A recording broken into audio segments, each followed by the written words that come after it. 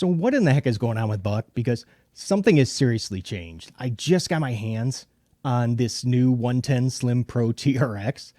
I got to tell you guys, I am completely shocked. I mean, this changes everything because it is so not your grandpa's knife anymore.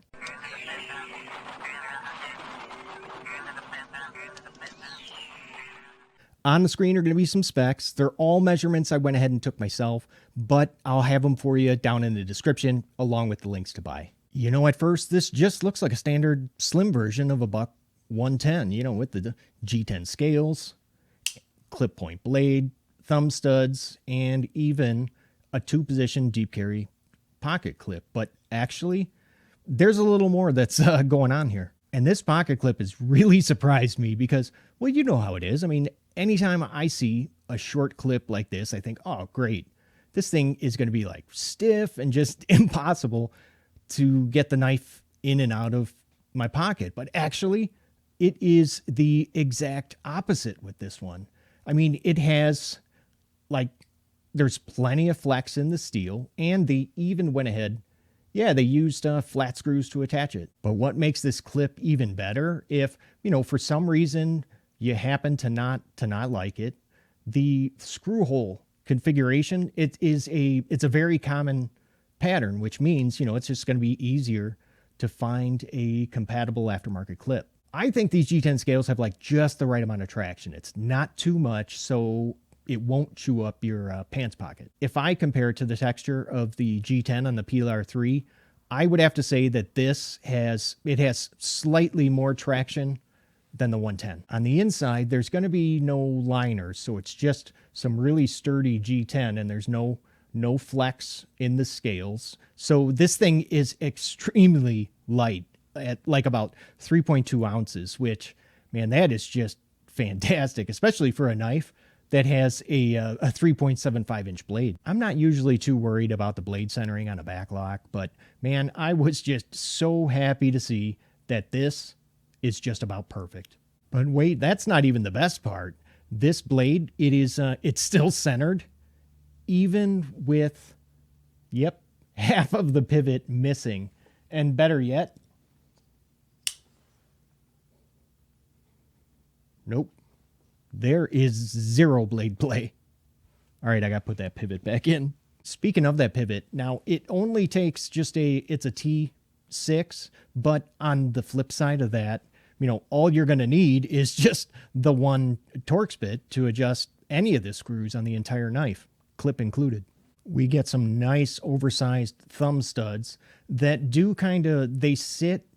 If you look at it from this angle, yeah, you can see that they just sit slightly above the blade spine, which I think is, I think that's good because then that just that gives you a little bit more room to get at them. Now stick with me here because in a second, I'm going to give you my 3 tips to kind of help speed up the whole break-in period on a new backlock knife. Compared to a standard 110, you can see that this S30V blade, it's a little bit different. It has more of a kind of a subtle clip point shape to it. You know, you can see it doesn't have like that stereotypical like trailing point.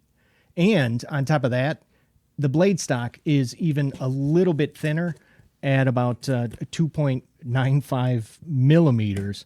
And I wonder, holy cow, I wonder if they're planning on ever releasing like a drop point version of this, because yeah, I would totally be down for that.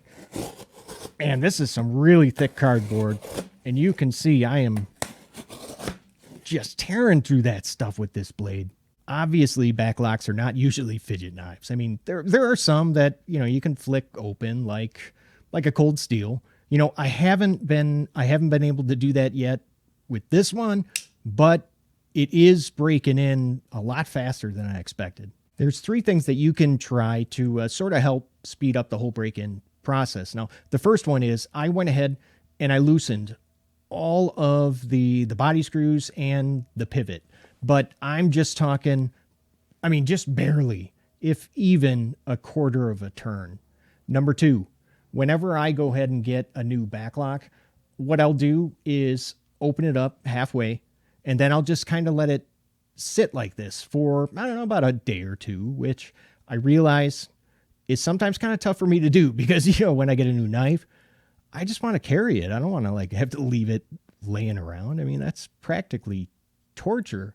And then lastly, just go ahead and add some oil to it because mine, at least mine did from the factory, it came pretty dry. Now, if a 3.75 inch blade is, you know, maybe just a bit much for you to carry around every day, hey, no worries, because then you can just go and pick up the smaller 112 Ranger. To be honest, I haven't been buying too many buck knives lately, but the last one that I got just came in this, you know, it's their standard like black and yellow box. And, you know, of course, inside the box, like the knife wasn't, you know, the knife wasn't in like a little plastic bag or anything.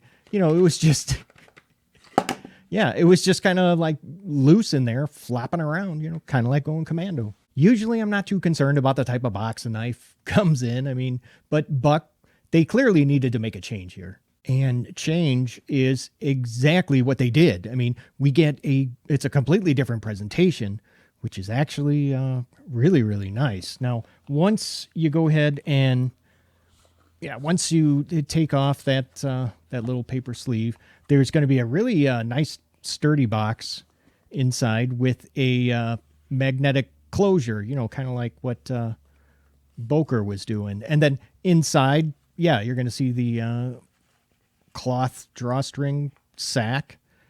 And of course, the knife's going to be inside of it. I really think, like